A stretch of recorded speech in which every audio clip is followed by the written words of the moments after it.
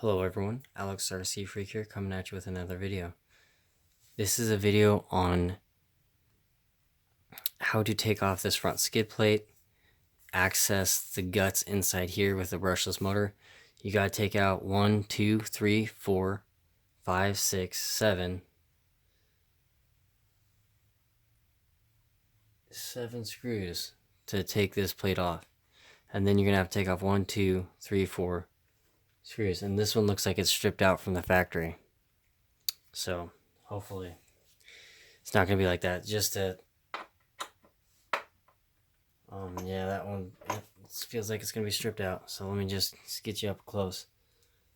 Now, see how that one's weird looking? Yeah, so anyway, see if we can get this thing apart. Get you guys along for the journey. Alright.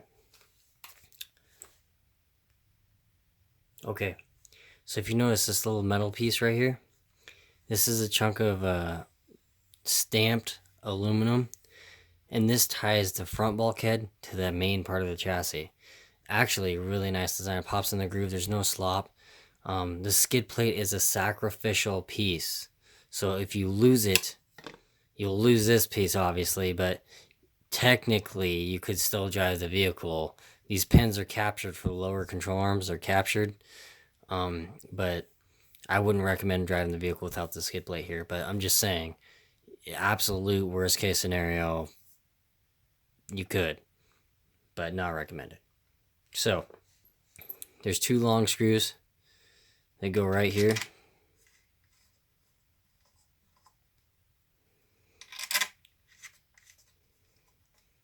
And then the other screws go right here. They're shorty ones. They're tapered head. I'm just going to stick them in here loosely, just to kind of clean up the parts mess right now. But I'm going to be taking these screws off and taking this plate off. You'll need to remove your battery tray. You'll need to remove this battery tray to get this piece off. So, yeah. So you just basically pop this off to the side. It slides right off like butter. Okay. Then I'm just going to remove these with 2mm Allen, and I'll get right back to you. Okay, so all the screws are out. Pops off like butter.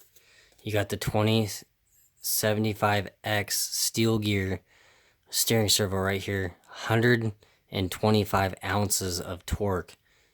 Super weak. You got your center transmission, basically. There's a center diff here. There's a gear reduction drive. The center diff's right here. The gear reduction's right there.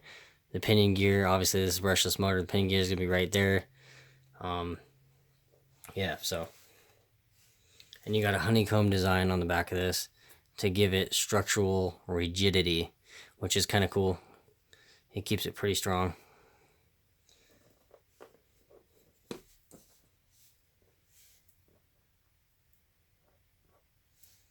And then these are all the same length screws for that skid plate. Just so you know. Just gonna set that.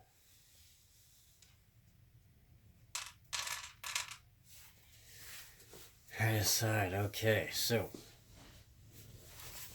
if you know me, I'm gonna be dyeing this black right here. Dye this black and this black. Okay, just so you guys know.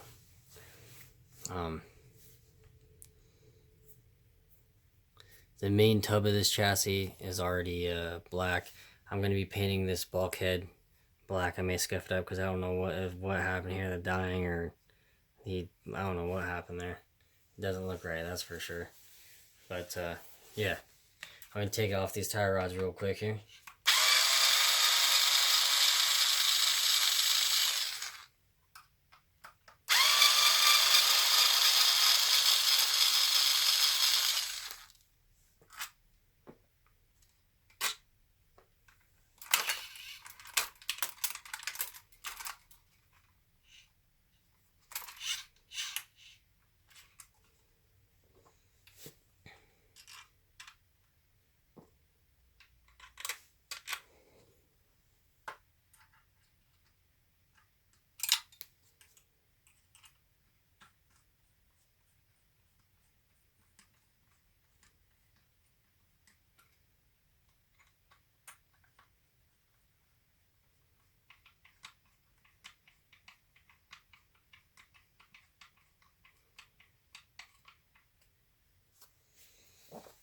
Okay, so got that off. Gonna flip this chassis right on over here.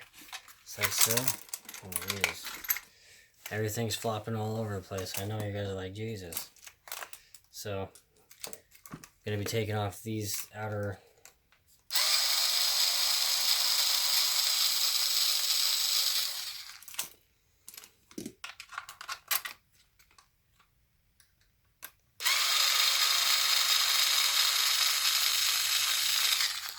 sorry if my hand was in the way there. Just gonna take this off just like that. Thread that in by hand so I don't misplace the screw. Take this.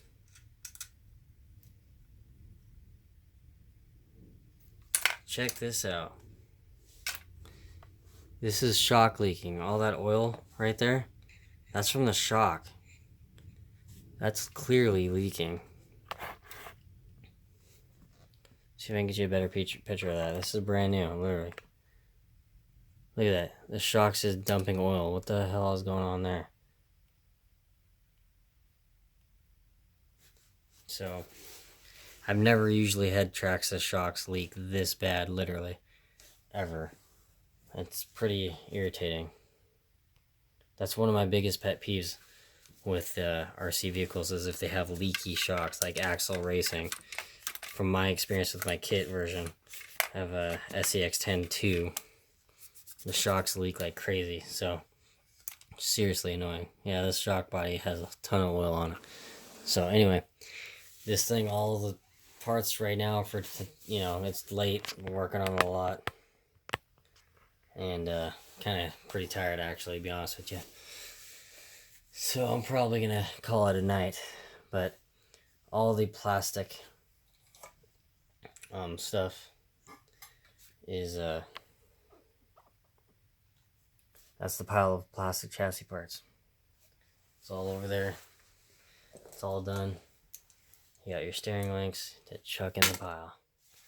But anyway, thank you so much for watching. I'm going to be doing a teardown on the diffs probably tomorrow. But I'm definitely going to want to get this chassis dyed and done with. So anyway, thank you for watching. Very much appreciated. I love you guys from the bottom of my heart. I really do. I appreciate any and everybody who's taking a few moments of their time to watch my videos. Seriously, it is extremely appreciated. You know, like I say, I don't take anything for granted. You know, I feel blessed that I can enjoy this hobby and express my knowledge about the hobby with other people that love the hobby just as much as I do. So, as always, thank you so much for watching the teardown series, and thanks for all the comments. I appreciate it. And like I say, this truck is more of an advanced builder truck, I think, honestly, in my opinion. I mean, anyone can do it.